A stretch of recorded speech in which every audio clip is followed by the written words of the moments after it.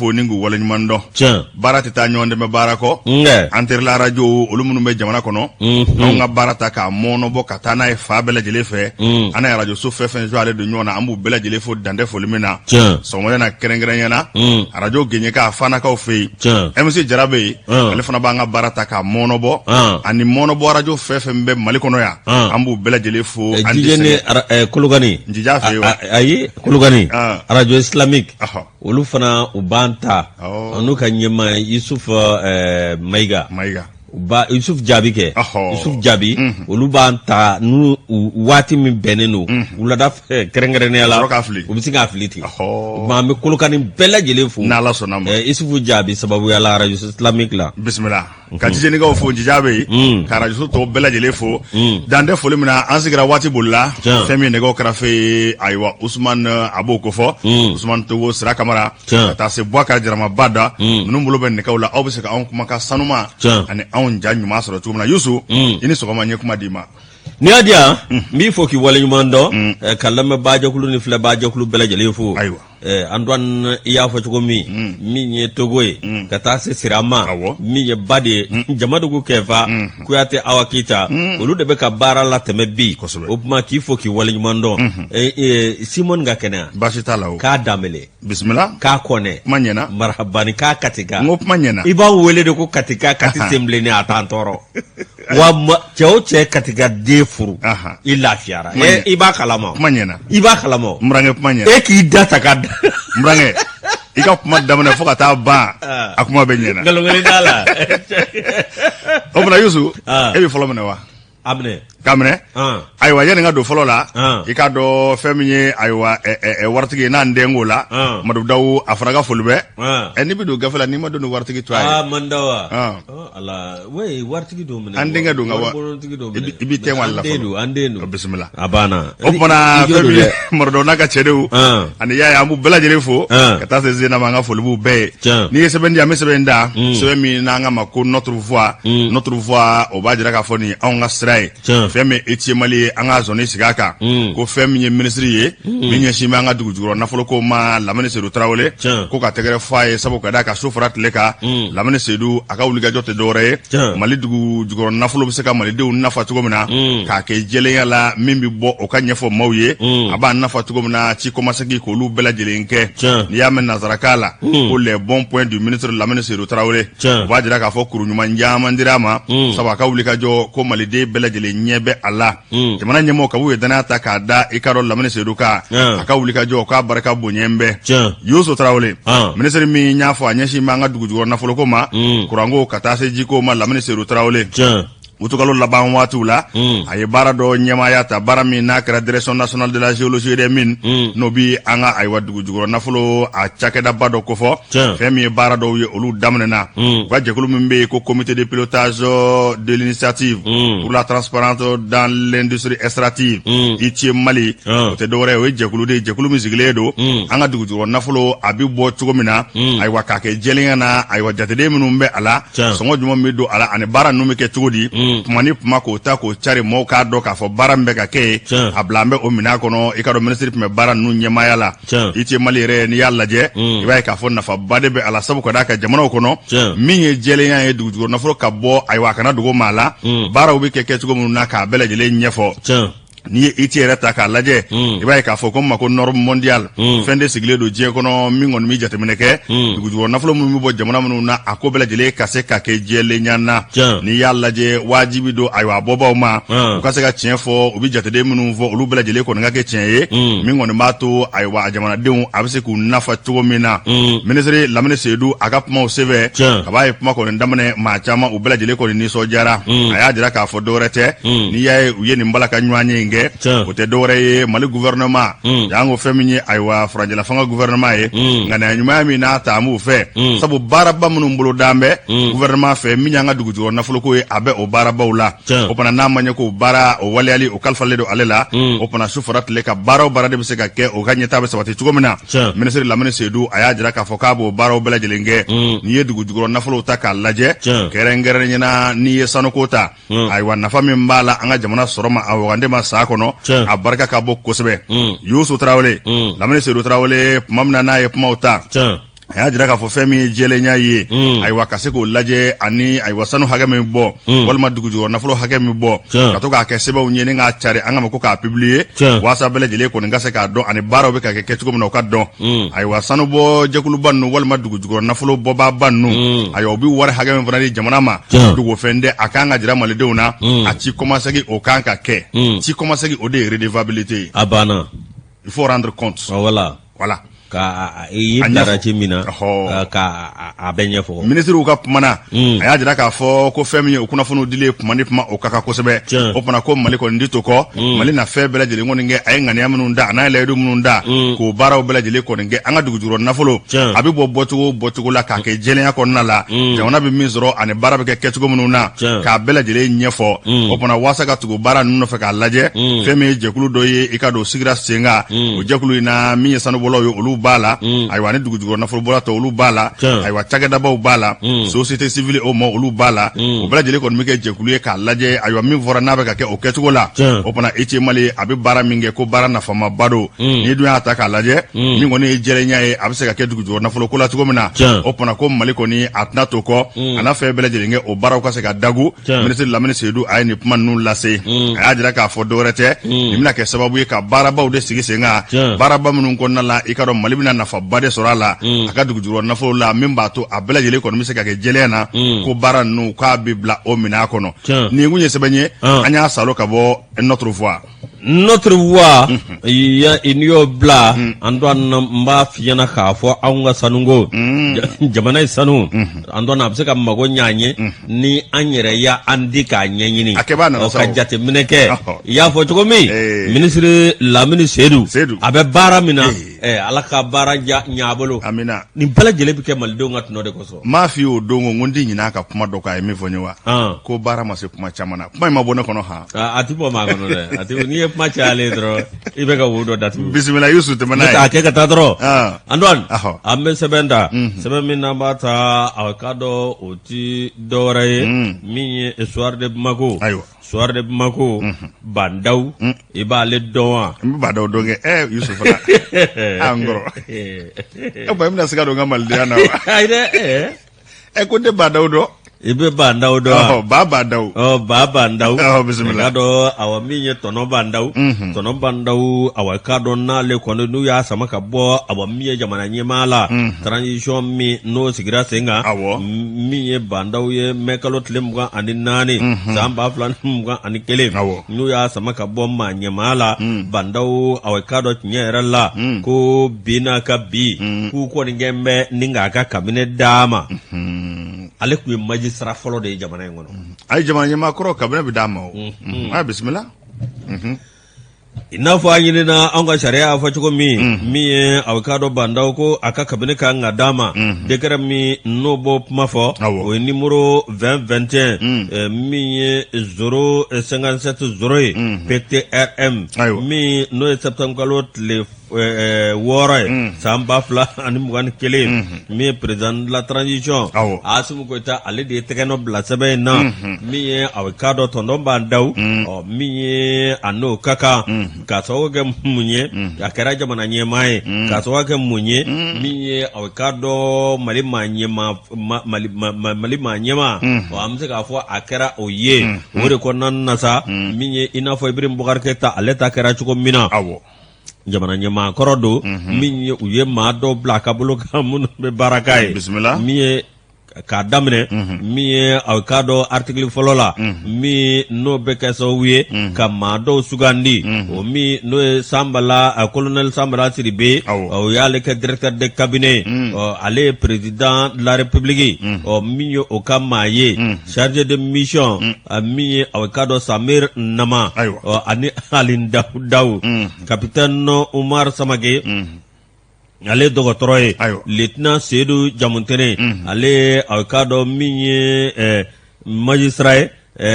min ye bandaw kɔni ale sugandi ni ka ale bila a ka dɔn min ye nin yɔrɔ kofɔlen na o ma tɛmɛ ka bɔ yen min ye a ka dɔn sous-lieutenant Bakɔrɔba Ɲare ale fana sugandira a ka dɔn min ye bandaw ale ka cabinet la an dɔn a min ye tiɲɛ yɛrɛ la ni waleya min kɛra min ye a ka dɔn Lala cɛ Asimu Goyita ale kɔni a ye sariya bato wa ka dɔn min ye maa min bɛ yen ni a fɔra ko bi o ka hakɛ ye min ye k'a y'o bɛɛ lajɛlen matarafa o ma bina ka bi bandaw ale ka cabinet b'a bolo wa maa bɛɛ a bɛɛ bɛ sara bisimila nkɛ o tumana k'i yɛrɛ fo k'i waleɲuman dɔn sɛbɛn jumɛn don soir don wa awɔ soir de Bamakɔ Bamakɔ wula an n'a cakɛla bɛɛ lajɛlen fo Yusu de bɛ n keleku min sɛbɛn da an ko ma ko l'indépendant a ka bidon bɔli don bidon bɔli bɔko 5295 an bɛ taa jɔ a sɛbɛn ɲɛ 4 na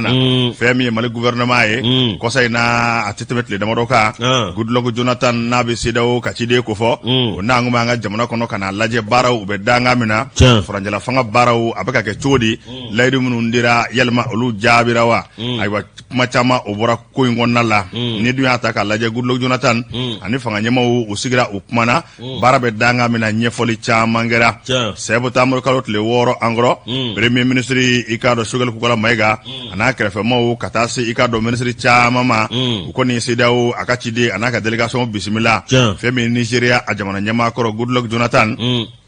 Jonathan no i k'a dɔn baara min bɛ ka kɛ transition fɛ n'a bɛ faranjala fanga ko fɔ n'an ko b'a lajɛ a bɛ danga min na fɛn min ye Mali gouvernement ɲɛmaa ye Choguel Kukala Mayiga i k'a dɔn a ye sɛbɛn kɛ an ko ma ko memorandum k'o ta k'o di Goodluck Jonathan ma baaraw bɛ hakɛ min na ka se k'a dɔn sɛbɛn yɛrɛ memorandum i k'a dɔn page 10 don sɛbɛn ɲɛfura 10 i k'a dɔn gafe in y'o de ye ayiwa indépendant mɔgɔw ko k'olu kɔni y'a kɔnɔ kuma ye n'i dun y'a ta k'a lajɛ i b'a ye k'a fɔ CEDEAO kun ye hakɛ 10 min ɲini an fɛ k'an ye 4 dilan o la k'o ban o bɛɛ lajɛlen kɔni kɛra o fɔlɔ tɛ dɔwɛrɛ ye min ye ka se ka premier ministre sigi n'o ye civil o kɛra gouvernement i k'a dɔn o sigira ka mɔɔw don a la hali n'o y'a sɔrɔ u bɛɛ lajɛlen tɛ tɔn kelen na o fana kɛra fɛn min ye plan de gouvernement ye o fana kɛra ayiwa min fana ye maa minnu tun bɛ fanga kɔrɔ la olu minnu minɛnen kun don ka se k'olu bila k'o bɛɛ lajɛlen kɔni kɛra k'o layidu kɔn ko Mali y'o dafa o diyara CEDEAO ye kosɛbɛ n'i y'a lajɛ layidu saba bɛ Mali fana y'o ta o baaraw fana o bɛna bɔ sen na dɔɔni dɔɔni n'i dun y'a lajɛ o tɛ dɔwɛrɛ ye min ye faranjala fanga a batoli ye o layidu taara i k'a dɔn ko a tɛ tɛmɛ a fɔlen kan waati kan o tɛmɛnen kɔfɛ fɛn min ye wotow ye olu layidu fana taara février 2022 in na n'i y'a lajɛ layidu wɛrɛ talen don o fana kan ka t'i mɛn o tɛ dɔwɛrɛ ye fɛn min ye transition président ye a vice président ani premier ministre ye olu tɛ se ka kɛ cɛbɔ ye jamana ɲɛmaa ɲini na k'o layidu bɛɛ lajɛlen fana kan ka dafa a tɔ fana bɛ yen koyi n'i y'a tɔ ta k'a lajɛ o tɛ dɔwɛrɛ ye min ye lakanakow ye olu fana kan ka sabati jamana fan bɛɛ lajɛlen fɛ bɛnkan sɛbɛn ani min bɔra Algérie o fana waleyali o baaraw bɛɛ lajɛlen fana kan ka kɛ n'i dun y'a lajɛ Mali maa ɲɛmaaw u tɛ sɔnna u kɔni bɛ baara la su fara tile kan min kɔni b'a to waati sɛbɛkɔrɔ koronnen don nin baaraba ninnu bɛɛ lajɛlen o bɛ se ka kɛ cogo min na n'i dun ye yɛlɛmabolo fana ta k'a lajɛ fɛn min ye ka se ka yɛlɛmaba yɛrɛ kɛ jamana yɛrɛ bɛ danga min na ka na ni bayɛlɛmaba ye ka subasema belebelebaw sigi walasa an ka démocratie ka se ka kolo sinsin u k'o de ma ko Assise nationale de la refondation ANR o baaraw kan ka kɛ wa ko dɔgɔkun 10 ayiwa k'o de kan ka kɛ k'o baara ninnu kɛ duwakun da o tɛ kalo fila ni dɔɔnin ye de ye duwakun 4 ye kalo 1 ye 4 wɛrɛ ye kalo 1 ye o kalo fila ni dɔɔnin ani tilasa kɛ n'i y'a lajɛ ko duwakun kɔnɔntɔn fo ka se duwakun dan ma o baaraw kan ka kɛ ka maliden bɛɛ wele ka fara ɲɔgɔn kan ko ma ko Assise nationale de la refondation ka jamana yɛrɛ k'a lajɛ a bɛ se ka jɔsen ɲuman kan cogo min na o baaraw bɛɛ lajɛlen k'o fana bɛ na kɛ n'i dun y'a lajɛ ayiwa o fana tɛmɛnen kɔfɛ fɛn min ye organe unique ayiwa min bɛna wotogow ɲɛnabɔ n'o ye jɛkulu kelen ye ayiwa ka se ka wotogo bɛɛ lajɛlen ɲɛnabɔ ayiwa k'o kɛlen k'o dulon den ye min fɔ sisan la fɛn min ye seni ye o ko bɛ ɲɛnabɔ waati min o fana ta bɛ kɛ o waati fana la n'i dun y'a lajɛ fɛn min ye jamana maa ɲɛmaaw ye u y'a jira k'a fɔ an ko ma ko ayiwa ni jumɛn min ye ayiwa liste électorale ka se ka o larawe k'o ɲɛ cogo min na fɛn min liste électorale ye n'o ye ayiwa mɔɔ to a bɛ sɛbɛn minnu kan ni wote bɛ kɛ n'a ye o baaraw bɛɛ lajɛlen kan ka se ka kɛ carte min bɛ bɔ ka di mɔɔw ma o baaraw bɛɛ lajɛlen fana o kan ka kɛ fɛn min ye octobre ye ka taa se décembre 2021 ma o baara fana kan ka koron ka kɛ o kɔnɔna la a ko n'i y'a lajɛ waati kɔni a sɛbɛkɔrɔ bolen bɛ waati koronnen don nka fɛn min Mali gouvernement ye u ye layidu ta k'u na fɛn bɛɛ lajɛlen kɛ a tɔ ye waati fitinin min ye fɛn o fɛn fɔra ka se ka bɛɛ lajɛlen kɛ min b'a to an ka jamana in yɛrɛ a bɛ se ka lafiya cogo min na Musa Sayon Kamara ni y'ale ka sɛbɛn ye an y'a bɔ l'indépendant kɔnɔ Yusu indépendant ni y'ale bila an don indépendant kelen ne b'ale ta min ye Cheikhna Keita PRVM fasoko awa cɛgɛlɛ don ale ni kunnafonidilaw ye ɲɔgɔn ye ka baro sigi kɛ min ye aw ka dɔ parti caman bɛ ani association olu de farala ɲɔgɔn kan min ye kalafili nata ko na awa Mamadu Umar Sidibe ni ka ale dɛmɛ a ka cɛbɔya la PRVM fasoko awɔ PRVM fasoko Cheikhna Keita ale ye aw ka dɔ cɛgɛlɛ nin ko in na dɛ ale ye aw ka dɔ wulikajɔlaba ye min ye a ye kunnafoni di baro sigi o kɛra sibiri tɛmɛnen a ye aw ka dɔ ko bɛɛ lajɛlen fɛsɛfɛsɛ k'a jɛya min ye aw ka dɔ maa welelenw ma a y'a jira k'a fɔ min ye parti politique a camanba den de bɛ yen ka taa fara i ka dɔ association kan ninnu bɛɛ lajɛlen ko k'u bɛna fanga fara ɲɔgɔn kan u b'u fanga fara ɲɔgɔn kan ka jɔnni dɛmɛ an don aw ka dɔ min ye maa parti caman ye olu kɔni kɛn bɛ k'u labɛn badabada min ye février kalo tile 27 san 2020 an don kalafili min n'o bɛna kɛ min ye PRVM fasoko ye siga t'a la awa min ye olu ka cɛbɔ kɔni olu na cɛbɔ kɛ nka min ye aw ka dɔ PRVM fasoko ye aw y'a jira k'a fɔ awa min ye olu kɔni min ye min fɔra a ko transition kɔni k'a k'i jija a k'a ka fɔtaw aw ka don k'o tɛmɛ o sira fɛ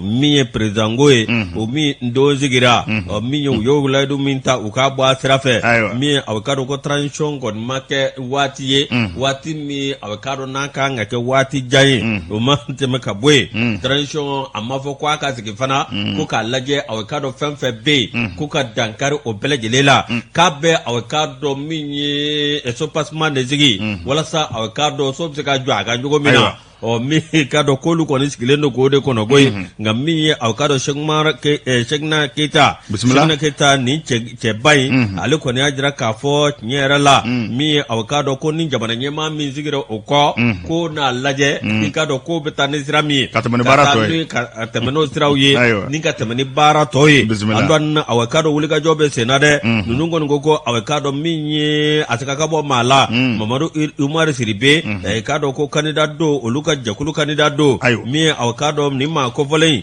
n'o ye aw ka dɔn Cheikhna Keita a ko olu kɔni bɛ wulikajɔ la sanga ani waati min ye o ni malidenw min ɲɔgɔn ye kuma o kuma min ye malidenw haminanko ye min ye ani ko minnu kan ka kɛ n'o tɛmɛna ka bɔ yen min ye aw ka dɔn an ka jamana kɔnɔ tiɲɛ yɛrɛ la ko asiziw kɛra ka caya ayiwa sigikafɔw kɛra sigikafɔ caman baasi tɛ Antoine min ye k'a lajɛ PRVM fasoko olu kɔni ko aw ka dɔn ni jɛkulu u n'a sigi dɛ wa ni jɛkulu n'a sigira a bɛ kɛ jɛkulu barikama ye k'a sababu kɛ mun ye ko Mamadu Umar Sidibe maa min don k'a bɛ maaw fɛ maa min don ani maaw bi jɛ wa i ka dɔn aw min ye duba kɔnɔ maa don min ye aw ka dɔn jamana ye a b'a taabolo dɔn ko ni o maa sugu ko k'o bɛ kɛ aw cɛbɔ ye ko sika ka bɔ maa la ko bɛ aw jamana ye min ye a b'a womisɛn n'a ko misɛn caman dɔn a nɔn aw ka dɔn min ye tiɲɛ yɛrɛ la min ye olu ka parti politique min filɛ nin olu kɔni aw ka dɔn olu tɛ aw maa ɲɛla dɛ olu bɛ Mali de lajɛ Mali ka taa ɲɛ bi sabati cogo min na min ye aw ka dɔn assise nationale min filɛ nin n'o bɛ tali kɛ aw refondation kan a min ka aw cɛba in ye n'o Cheikhna aw ka dɔn Keita ye ale kɔni ko aw min ye tiɲɛ yɛrɛ la ko caman kɛra ka fɔ in na sa ko an ka lajɛ an ka taa ni aw fɛn ye fɛn min ni maa ɲɛmaa kura bɛ sigi maa ɲɛmaa kura o ye kalafili ye an ka taa ni kalafili ye ka kalafili labɛn k'a kɛ kalafili jolen k'a kɛ kalafili ye min bɛ ni maa tɛ se k'a fɔ k'i bɛ siga don a la o y'a jira k'a fɔ min ye aw ka dɔn u bɛna jɛkulu min sigi min bɛ sigi kalafili kama ko yanni waati ka surun cogo min ko seni min bɛ yen k'u ka se ka tɛmɛ n'o tɛ yen min ye o bɛɛ lajɛlen o bɛ kalafili bɛɛ lajɛlen latigɛ k'o ka fisa k'a fɔ k'u b'a mɔ k'a da ɲɔgɔn kan k'a sigi ka da ɲɔgɔn kan k'a sɔrɔ waati man jan bilen Ala k'an kunnaja nin sɛbɛn Musa S Kamara ni ale ka fasiri ye an y'a bɔ indépendant kɔnɔ Yusu analile bana mo fo dande foli mina ne bi sɛbɛn da ale bi sɛbɛn min an ka ma ko notre voix an bɛ taa jɔ a sɛbɛn ɲɛ filanan na an ka taa Sanakɔrɔba dɛ Sanakɔrɔbakaw i k'a dɔn k'olu kɔni ye sapeur pompier olu daga yɔrɔ dɔ sɔrɔ a kɛra nisɔndiyaba ye a kɛra i k'a dɔn ayiwa musɛ caman ye centre de la protection civile de Sanakɔrɔba i b'a ye k'a fɔ an ko ma ko centre de secours i k'a dɔn so ɲumanba de jɔra ayiwa sapeur pompier mu bɛ se ka daga ye cogo min na sabu Sanakɔrɔba yɔrɔ bibi in na usine de ka ca ye wa taa ni ka segin barika ka bon ayiwa ni sapeur pompier ma taa min ye i k'a dɔn siraba kasaraw o farati caman olu dulonnen do ye alamisa tɛmɛnen min ye ministre ye min ɲɛsin bɛ i k'a dɔn lakanako ma colonel major Dawudu Ali Muhamedi na ayiwa ka taa se Kulukɔrɔ gouverneur ma colonel Lamini Kaporisa nɔgɔ ka taa se commission de défense conseil national transition CNT i k'a dɔn général Mɛnkɔrɔ Kanɛ ka taa se protection civile yɛrɛ a ma ɲɛmaaba ma n'o bɛ général ayiwa de brigade Bukari Kojo ko fɔ ani maaba caman ka fara Sanakɔrɔbakaw kan ani Sanakɔrɔbakaw ka maire Madu Santarawele nin don kama a kɛra nisɔndiyaba ye fɛn min ye Sanakɔrɔbakaw ye alamisa tɛmɛnen u sɛbɛkɔrɔ nisɔndiyara sabu ka da ka fɛn min sapeur pompier ye yɔrɔ kura dayɛlɛ la ka d'u ma ye o kɔni kɛra nisɔndiya belebele ye monsieur le maire ayiwa Madu Santarawele tuma min ni a ye jama bisimila a y'u fo k'u waleɲumandɔn ministre n'a ka délégation bɛɛ lajɛlen k'u fo k'u waleɲumandɔn ka dugulamaw fana fo k'a jira k'a fɔ a mɛnna ale kun ye layidu di kɛ i k'a dɔn a ka commune mɔɔw ma ko a nafɛn bɛɛ lajɛlen kɔni kɛ sapeur pompier olu dagayɔrɔ o ka se ka sɔrɔ ye ale kɔni y'o kuma min fɔ a n'a ka conseil communal u jɛra k'u tɛgɛ di ɲɔgɔn ma ani dugulamaw ani commune mɔɔw k'u hakili kɛ kelen ye ka baara de kɛ ka wulikajɔ kɛ ka faamaw sɛgɛrɛ min kɔni b'a to yɔrɔ bɛ se ka sɔrɔ o yɔrɔ k'o de kɛra tiɲɛ ye bi maire ko k'ale kunna wololen don o kɛnɛ kan k'a bi i k'a dɔn Sanakɔrɔbaka bɛɛ lajɛlen fo olu bɛɛ lajɛlen de y'u sen don nin baara in na a n'ale ale kelen tɛ fɛn min ye jamana ɲɛmɔgɔw fana a ye foli ta k'olu fana sɛgɛrɛ min kɔni b'a to nin ko in bɛ se ka kɛ cogo min na fɛn min fana ye sous-préfet ye arrondissement na ye Sanakɔrɔba k'ale fana ye wulikajɔba de kɛ min kɔni b'a to nɔgɔyaba bɛ don sapeur pompier olu ka ko la n'i y'a ta k'a lajɛ yɔrɔ min jɔra k'a d'u ma wari min donna da fɛ sefa wari 1,100,000 ani 1,10,000 n'i ye Sanakɔrɔba yɛrɛ commune ta k'a lajɛ bi usine belebele caman bɛ a bɛɛ lajɛlen bɛ Sanakɔrɔba commune kɔnɔ bi o tɛ taa ni ka segin kɔ mɔbiliw ani moto o fana fɛn min ye siraba kasaraw ye a farati ka bɔ yen ka kosɛbɛ n'i y'a lajɛ ayiwa directeur général protection civile ma ɲɛmaaba général Bukari Kojo i k'a dɔn ayiwa a ka baarakɛyɔrɔ ani ministre so tɔgɔ la a ye foli ni tanu ta ka ɲɛsin Sanakɔrɔbakaw ma fɛn min ye sapeur pompier ye u bɛ baara min kɛ ani nafa min b'u la a da sera olu bɛɛ lajɛlen ma a ye maire fana sɛbɛkɔrɔ fo k'a jira k'a fɔ a ka wulikajɔ a n'a ka fasoden ɲumanya o de kɛra sababu ye nin ko in a ka se ka sabati o fana alamisa tɛmɛnen fɛn min ye Sanakɔrɔbakaw ye u sɛbɛkɔrɔ nisɔndiyara kosɛbɛ sabu sapeur pompier mɔɔw an ko ma ko centre de secours o kɔni jɔra yen nɔ a yɔrɔw cɛ ka ɲi kosɛbɛ wa ko baara in k'a kɛcogo ɲɛna maire n'a ka conseil communal ani commune mɔɔw ka wulikajɔ de kɛra sababu ye ka jamana ɲɛmaaw taama ayiwa k'u kuma ɲɔgɔnya min b'a to nin yɔrɔ in bɛ se ka sɔrɔ wa k'a yɔrɔ sɔrɔlen filɛ nin a kɛra tiɲɛ ye o fana Sanakɔrɔbakaw k'u nisɔndiyara u ye bonyamasegin ani waleɲumandɔn kuma caman da i ka dɔn ni ka jamana ɲɛmaaw sɛgɛrɛ maire Madu Santarawele i k'a dɔn nin don kama a yɛrɛ sɛbɛkɔrɔ nisɔndiyara sabu ka d'a kan n'a ɲɔgɔnna fɛn mana taa jɔ i ka commune kɔnɔ wa ko e yɛrɛ de kɛra sababu ye ani i ka conseil communal ka se k'o baara kɛ o nisɔndiyako ye nin ye sɛbɛn ye Alasani Sise ka sɛbɛnkun don an y'a bɔ notre voix la an ka cɛkɔrɔba bɛ yen dɛ jɔnni Modi Jawara kɛ Modi Jawara bɛ Sanakɔrɔba Modi Jawara ɲɛma koyi ɲɛma dɛ ɲɛ gasikɛ koyi Tata Jawara bɛ fa bi ba Modi Yusu yeze koma dɛ Jawaralakaw an n'u fo Sanakɔrɔba Jawaralakaw ɲɔgɔnna tɛ yen Mali bɛɛ Jawaralakaw ɲɔgɔnna tɛ yen Tata Jawara e ko cogo di an b'a fɔ k'a waleɲuman dɔn e ko don o la Madame Kone e ko don o la Jawaralakaw wa Mali bɛɛ o ɲɔgɔnna mais n'i y'o fɔ Moro ɲɛna Moro Sanɔgɔ ɲɛna Tata bɛ Moro dɔn Moro tulo t'a la ne kɔrɔkɛ mɛn kɛ sɔgɔmada fɛ a tulo t'a la amina rabi min ye a k'a dɔn yan'an ka taa sugu la sa an bɛ taa pharmacie kura versi la o bɛ ɲɛ bon n'an taara yen ne kɔni bɛ foli kɛ ka boisson min ka tila ka ji wuli o kɛlen fɛn dɔ k'o min k'i ɲɛ yɛlɛ fɔlɔ ka ɲɛ yɛlɛ fɔlɔ o tuma ka sira minɛ n'an ye sira minɛ an bɛ jigin sa an bɛ taa goudronba in ta n'an ye goudronba in ta min bɛ taa place kan na n b'a dɔn voilà an y'o ta yɔrɔ min na dɔrɔn taa fan wɛrɛ bɛ na bi ta fan wɛrɛ bɛ ne na ne b'i fɛrɛ minɛ fɔlɔ pharmacie kura verte la ni n bɔra yen ci dɔw bɛ n bolo dugu kɔnɔ n bɛ t'olu kɛ zegimatɔ lala ni n sera ka n kɔrɔkɛ groupe commerce la an tɛna foli bila yen ayiwa an foli bila yen ten n'o tɛ a bɛɛ kɛra sa o a banna pharmacie kura verte a bɛɛ ayiwa n'o don an n'a lajɛ i ka dɔn togo fɛ an ka munumunu sugu la an ka taa sugu la an bɛ na k'i fo bisimila an ka taa Kayi an ka cɛkɔrɔba bɛ an bɛ ɲa an b'a fɔ ka waleɲumandɔn ka Kayi gouverneur fo min ye Musa Bala Sumare an b'a fɔ ka waleɲumandɔn ani foli ka kan k'i yɛrɛ fo k'i waleɲumandɔn dibidani na Banasumba kɔrɔ Umar Papa Kulubali OPC bɛ yen librairie papeterie de Larousse an b'u bɛɛ lajɛlen fo su a ma na nin waati ni k'a lamɛn Yusu i tɛgɛ don terre ne don de e de y'a bila e de an ka taa sugu la ne de b'a ta sa kɛ e k'a ta Yusu an don bisimila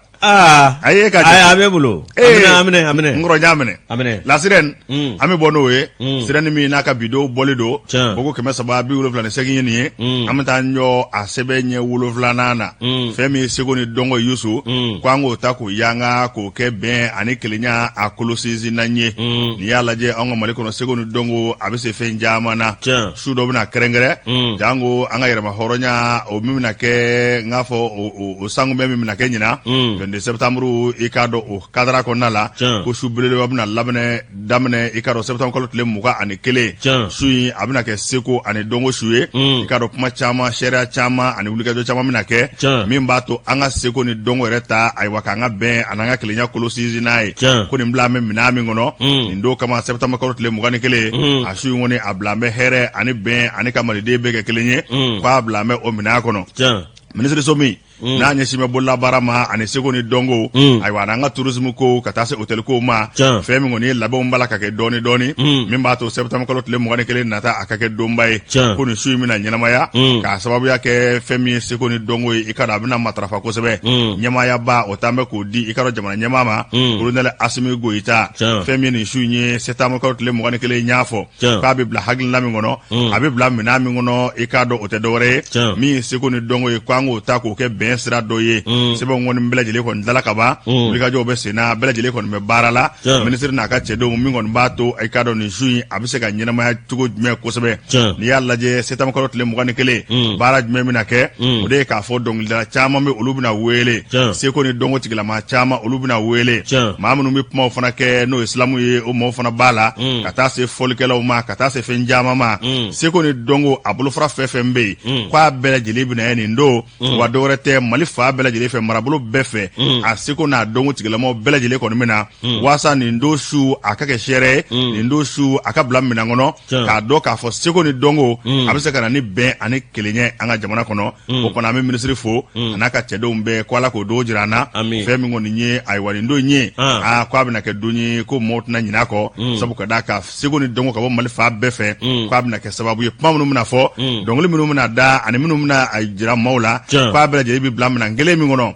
bɛn ani kelenya k'an bɛɛ kɛ kelen ye jamana in kɔnɔ ko a bɛ bila o minɛn de kɔnɔ Jamu Wage nin kun y'ale ka sɛbɛn ye an y'a bɔ la sirène na Antoine 22 kun ka di fɔlɔ dɛ 22 flambeau kun bi kɛ dafɛtigiw kun bɛ na ɔ bɛɛ bɛ ɲɔgɔn sɔrɔ région na ni minnu bɛ cercle la ou bien minnu bɛ arrondissement na bɛɛ bɛ ɲɔgɔn sɔrɔ o yɔrɔ ninnu na nka min nkalon kelentigi ye 22 septembre a fɛti a ɲɛnajɛ cogo yɛlɛmana duguba kɔnɔ nka kabi 1960 fɔ bi a kɛcogo ma yɛlɛma an ka togodaw la fiyewu ayi 22 bɛ fêteli min kɛ togoda la a t'a kɛ duguba kɔnɔ bilen 22 an ka village ninnu na an ka togodaw la groupe minnu bɛ filangulu minnu bɛ yen n'i taara la i b'a dɔn a don a filangulu bɛɛ u bɛ samiyɛ de kɛ ka ci kɛ ka wari ɲini ka wari sɔrɔ ka sɔrɔ ka 22 labɛn ka baw fa ka sagaw fa a kɛcogo ma yɛlɛma an ka togodaw la nɛgɛso kurusi ni fali kurusi duguba ta de yɛlɛmana n ko an ka cɛ dɔ tun bɛ ko capato fali kurusi la ale ka fali a ye min dɔn ani fali tɔw cɛ a bɛ 100 mètres bɔ Ala doyen tuma nin b'a dɔn falajɛ ni fali bɛ bolo a bɛ sira kelen minɛ de ko capato kɛra premier bɛɛ bɛ kulela capato ka fali ser'u ka carré na a farala ka t'i jɔ a siriyɔrɔ a kɛra deri ye a bɛ kɛ ten ala ka kuna ja andon ambi sebenda nouvelle horizon kunungo conseil des ministres mingera minye nyera la conseil des ministres do be ke do be ni soja do be ni soja andon awa minye directeur national de route ni obo fodro ne hakli be jigi Mamadou Nama Keita la sigi anin chenye barake jamana ngo Mamadou Nama Keita grand projet munu mem Mali kono abke tsodi wa yerap be grand projet ñu ngana jamana ko l'ingénieur des ingénieurs abana Mamadou Nama Keita abe hakli jiga ala awai kado ab jamana dew ama fongani chebi bismillah andwan kunungo awa septam galot le shege samba flani mbwani kele mi kado maga ketwa bala kuluba awai kado mi conseil mingera no conseil des ministres aborani jabi doire mi avocado madobe ale ko sukanira avocado kablani yoro ko volena no BNR o ti dore mi directeur national de route DNR a mi ni ma ko volenye ale sukanira ka koy o ti dore o Amadou Samake ingénieur de construction civile mi directeur national croix a mi bae ka fo aye mablara mami nola o blara e avocado octolot le ta aninani samba flani muga mi kalta anikele ayo de keni jore na de mi ale katali ko ne amabala mala moti dore abla ndaw ko sayna abora wertemna mi ay ma chama vopma me na maja jamana dewnyi na maja ka barake yoro mawye wa na maja ma nyamawye fokana ke avocado mi jamana dew ani ma nyama do ulu nana kunu bolo no bla sebena kada fala kono bindige minye aye jamana dun aye masu bela jele fo oluma sira ko ta sira la o mingera sa minye avocado manyema ko ni yaye oluko ko nyera la ningo njara ngani nje wuli ga boyle aywa ma kana kuma ko mi matene bismillah mi yo ya wuli ka boy mi avocado ka ma dobla anola no ye Amadou Samake alere ingénieur en construction civile mi avocado nyera la ko ni anga siraw jatemine bi ibse ka fo dongo do abit nye katafe oni ma ko fole mi na jalakita ga jamana don zagare ko ere jamana din do wa sanga ani wati mobli ba ere bulo abe mo mbole jamana kono ama fem fo jamana do ma ka ngo fire ma akanga yere yakono o mami vlene nyere la avocado ablandaw ko kera avocado fien ba ka mala makura mizigira ablandaw le wulila makura mizigira wode Amadou Samake amafo ko joro mindirama afana ki kolosi bismillah aka barake aka jamana do naje wa abeko mi hagli niye mais ni nu tadro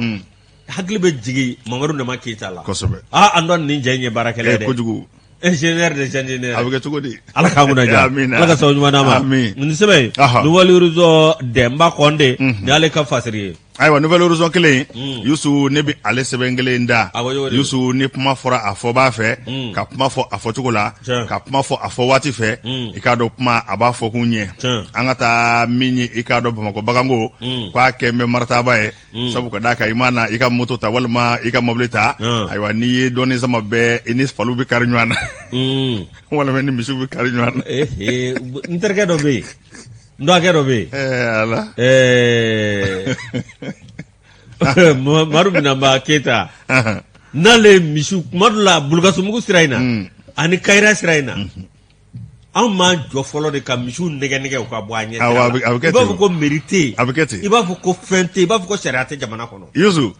ikado femi ye wulika jo kembe bamako bagango kuna malaje ikado jama chara kase haga dola kunungo fedo minye aldo asro kunungo era akundinye na bamako ma ku manjanga bibina ikado ayo mauni bagonga afrike nywana sara save ikado kugele mbado de ni yalaje bibina bi to bulla ni faldo masrati genye ikado bado nasrati ge walma misu unasrati ge inye ni du yalaje ako asebe koro gele aledo eko meri distriki o mawlika jokede fe boko meri bae uko na mawlika njo ka ngwa fa ngoina alaba amena gole ambulo kusebe ni bagaw ni mawlaje bulma fe hakembe bamako bi amoto ana mablela ko nuni bagaw ngasarat law ni nywanje ikaro yusu abge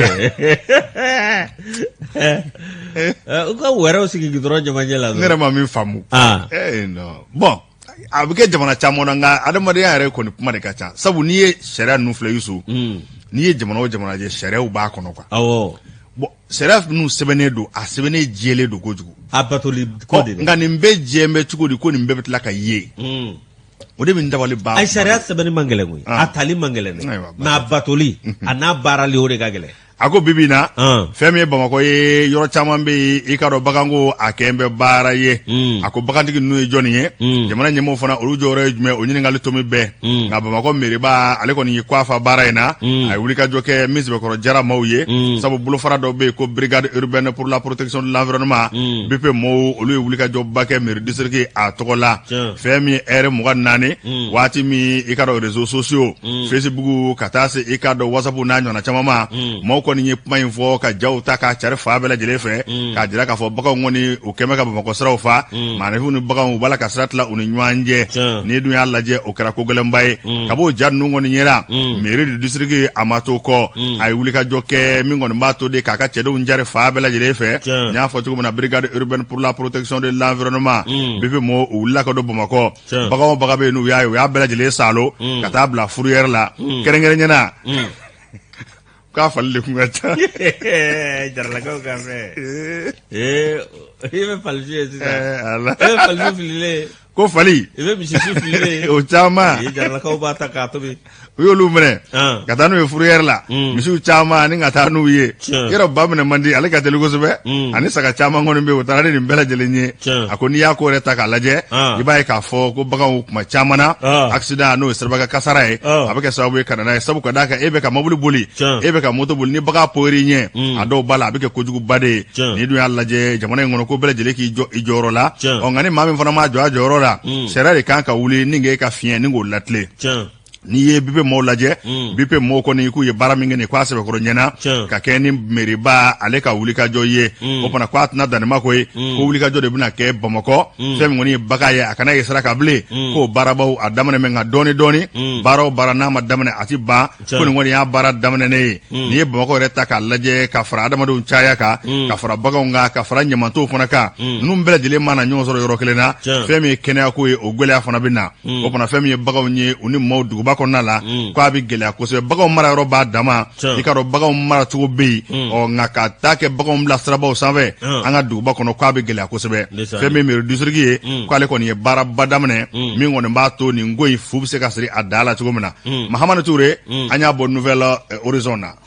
An dɔ Kopilan Keyita min ye an kɔrɔkɛ don a ye fɛn caman kɛ jamana in kɔnɔ koba o koba min ye Kopilan a tun bɛ wele wa a tun b'a baara kɛ an b'a fɔ k'a waleɲuman dɔn an dɔn an ka sirɛni da sirɛni na bi i ka dɔn e ma misikow fɔ wa ne bɛ taa mɔgɔkow la nin ye cɛ dɔ ye ale kuma na a ko k'ale muso k'a ka sala kojugu muso ye a ka dɔn tiɲɛ yɛrɛ la a ka salaya a n'a ka nɔgɔlenya k'o kɛ mɛ k'ale ale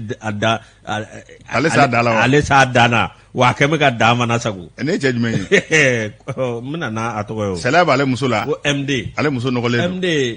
de o ye jaralaka ye nin fana ye ko ye sa dɛ MD anakɛ nin fana degun bɛ degun bɛ dɛ n'i y'a fɔ ta an dɔn a ka dɔn k'ale muso ko sala b'a la koyi ale muso min filɛnen min ye tiɲɛ yɛrɛ la k'a ti dɔwɛrɛ la so kɔnɔ min ye a ka dɔn a bɛ da ka suna wa a bɛ dumuni kɛ ale ka dɔn a min ye o ka jajugu min bɛ yen ko novelati k'a b'o de filɛ tan min ye ale muso ko ale kɔni a muso bɛ k'a bila a ka taa waleya dɔw ta waleya min n'o bɛ tila ka kɛ nimisa ale yɛrɛ ma i k'a dɔn min ye nin ye dutigi dɔ ye min bɛ ka a k'a dɔn a ka soju kɔnɔ kuma k'a b'o fɔ k'ale ale furula bi san 2 min ye ale furumuso u b'a wele ko RK u y'a a tɔgɔ kun tigɛ o ko bi ko problème b'ale kan dɛ bi ale degunnen don min ye a ka dɔn k'ale muso ko a ka dɔn kalo kɔnɔ k'a bɛ ko siɲɛ 4 yalima siɲɛ 5 n'o tɛmɛna ka bɔ yen min ye a ka dɔn ko ale da ale furumuso a b'a dabɔra se a tɛ tɛmɛ siɲɛ 3 ka kalo la ayiwa Yusu i tɛ nin sɛbɛn in bila ten sa wa k'a da borose muso bɛ ko siɲɛ 4 dɔgɔkun kɔnɔ kalo kɔnɔ siɲɛ 4 siɲɛ 5 da borose ko 3 kalo kɔnɔ wa min ye awɔ k'ale bɛ bɔ muso in nɔfɛ ko npogotigi ɲumani kun don ko yan'ale k'a furu min ye npogotigi de kilasi min ye awɔ k'a dɔn a jɛlen don a cɛ ka ɲi awɔ k'a dɔn sara b'a la i k'a dɔn ko ma tɔ to ale la ale kɔni bɔra nɔfɛ ale y'a furu bisimila gasi t'i la ale kɛlen k'a furu ale y'a dɔn muso min don koyi ɲɛ yɛrɛ la min ye ni muso in ye k'a kɛn bɛ k'ale dabali ban mais awɔ k'a dɔn awɔ min ye muso in kɔni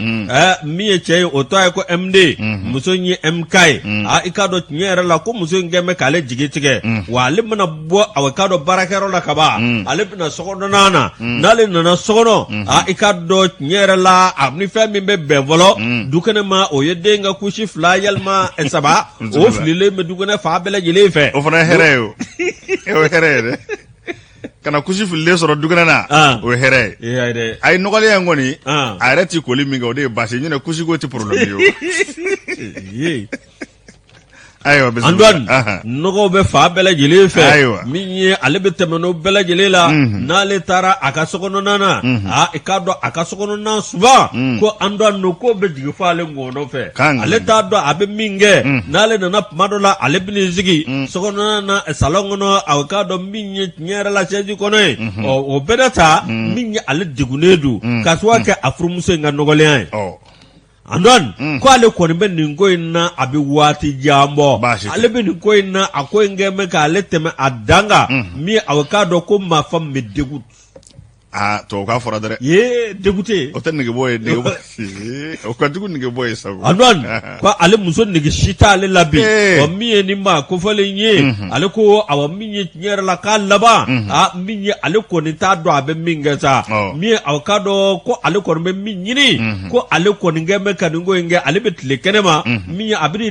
n'a donna a ka sokɔnɔ min ye awɔ k'a dɔn ale ni sumajugu de bɛ kunbɛn ko yalima awɔ k'a dɔn nin ye ko ye awɔ k'a dɔn muso kan ka min k'a cɛ la wa yalima nin ko ni jogo sugu ka ɲi muso la wa min ye awɔ k'a dɔn tiɲɛ yɛrɛ la ko ale kɔni ko ale laban min ye ale bɛ muso in bila ko n'ale ma bila k'a laban bɛ kɛ kojugu ye a kana bila wa ko n'ale nana bila cogo dɔ la fana k'a bɛna kɛ nimisa y'ale ma ni dɔ wɛrɛ tɛ nɔgɔlenya kɔ a kana bila nɔgɔlenya fura tɛ jɛlenya ye a ka di mun jara masa o ka leçon k'a kun a banna o b'a ko k'a jɛ o awɔ mun jara cɛjugu wari tɛ min na kɛ a ma se bilali la grande sœur cɛjugu ka cɛ in fana a fana dusu bɔra nin fɛ sa dɛ fo k'a kɛ journal la cɛ u k'a bila ka taa a dusu bɔra u k'a bila ka taa libérateur muso o mun jara fɛ yen ala k'an kunna diya Konate Sanba Konate ni y'ale ka fatiri ye a ɲɛ bɔ sirɛni kɔnɔ ayiwa Yusu waati a kuruna ka ban nka fɛn min l'indépendant ye i k'a dɔn sɛbɛnni ŋurunin b'a kɔnɔ an bɛ taa laginɛkaw fɛ yen i k'a dɔn Nazɛrɛ i y'a dɔn k'a fɔ fanga bɔsi o kɛra ye fɛn min kɔni ye i k'a dɔn ayiwa colonel Dumbuya ale de ye maa ɲɛmaa ye bi in na kaba nana fɛn min ye Alpha Condé kɛ kun bɛ ka maa minnu minɛ k'u don kasow la n'o ye politikimɔgɔw ye a y'a bɛɛ lajɛlen labila u bɛɛ lajɛlen kɔni fiɲɛ bɔda sɔrɔ o kɛra nisɔndiyaba ye i k'a dɔn laginɛkaw fɛ yen n'i y'a lajɛ maa caman bɛ yen i n'a fɔ Ablaye Ba ka bɔ UFDG la Etienne Soropogi ka bɔ Valeur commune na fɛn min Ismaël Condé ale kun ye maire adjoint Matam Kiyamu Bogola Haba ale ye kuma lasala ye u ka jɛkulu dɔ bɛ ko Anada ayiwa ale y'o kuma lasala ye ayiwa min bi dɛmɛda ka Selu Darɛni Jalo ale ko fɔ fo ka taa se Foninge Menge ma ninnu bɛɛ lajɛlen kɔni bɔra kaso la nka Foninge Menge yɛrɛ ale tun bɛ kaso la nka a kun man kɛnɛ a kun bɛ dɔgɔtɔrɔso la nka a kɔni kun bɛ fanga ka bolo kan sariya tigilamɔgɔw ka bolo kan ko ninnu bɛɛ lajɛlen bilara ka bɔ kaso la u taara u ka so fɛn min ye Guinée ɲɛmaa ye bi colonel Dumbuya i k'a dɔn ko nin bɛ wulikajɔ la min kɔni b'a to Guinée yɛrɛ a bɛ se ka basigi cogo min na ko nin kɔni ye kunnafoni minnu kɔni b'a la ka taa dɔɔni dɔɔni coup d'état kɛ don ni bi cɛ laginɛkaw fɛ yen u ka opposant dɔ ye Ngwara Dabaw ye minnu kun bɛ kaso la ko a caman bila la dɛ n'o cɛ Alpha Condé hinɛ donna la a bɛ kɛ cogo di mais ne ye miiri a bɛ ka taa alimami bɔnbɔn sisan ko ti ɲɛ min kɔ a bɛ k'o ye o a bɛ ka alimami bɔnbɔn ko ti ɲɛ min kɔ a bɛ k'o ye ala k'an kunna diya amina Yusu Antoine dɔ kɛra sa o an n'a foli lase Fode Kone ma dɔn na Kati an b'a fɔ k'a waleɲuman dɔn Paris Saint-Germain supporter ŋana don min ye Famagan Danbele ale fana ye Paris Saint-Germain supporter ŋana ye Tanti Awa Jara Ɲamoyi Ture Actros Aluja an b'a fɔ k'a waleɲuman dɔn ka foli ani tani k'o lase Bachikine Keita Lamine Keita min ye aw ka dɔn hali bi an bɛ Papa Sangare an b'a fɔ k'a waleɲuman dɔn Amadu Sangare Sanga service a n'a furumuso Mamu Sakɔ ale ye aw ka dɔn galadonnaba ye a filɛ nin ye aw ka dɔn Fɔnbabugu la n'o bɔra yen an dɔn an ka foli lase aw ka dɔn Kaja Dugure ale filɛ Maɲanbugu projet la an b'a fɔ k'a waleɲuman dɔn sanga ani waati n dɔgɔkɛ Lamusa a terimuso don baasi tɛ Yusu k'i yɛrɛ fo fɛn min ye an bɛ taa Fanakaw fɛ yen MC Jara ka bɔ radio Gɛɲɛka la an b'a fɔ a fana b'an ka baara sɛbɛkɔrɔ mɔɔnɔbɔ o tɛmɛnen kɔfɛ Bamakɔ ya Umar Papa Kulubali OPC librairie papeterie Le Larousse an b'a fɔ dantɛ foli min na i k'a dɔn Aja distribution Aja ale bɛ 1008 sugu la ATTbugu Aja distribution an b'a fɔ maaw mago ɲɛ fɛnw a b'olu kɔni de feere jango da dumuni fɛnw Aja distribution an ka foliba ye Jɛka Optique Jibi Jalo ayiwa n'an b'ale fo k'a ka cakɛla bɛɛ lajɛlen fo fɛn min an bɛ taa Kucala Maramu Jawara Bindu Kulubali bɛ an ka musokɔrɔba an b'a fo an bɛ taa Buguni Amara Jakite bɛ yen PDG Petro Jigisɛmɛ o Buguni ngele la an bɛ Yaya Sidibe fo entreprise EYS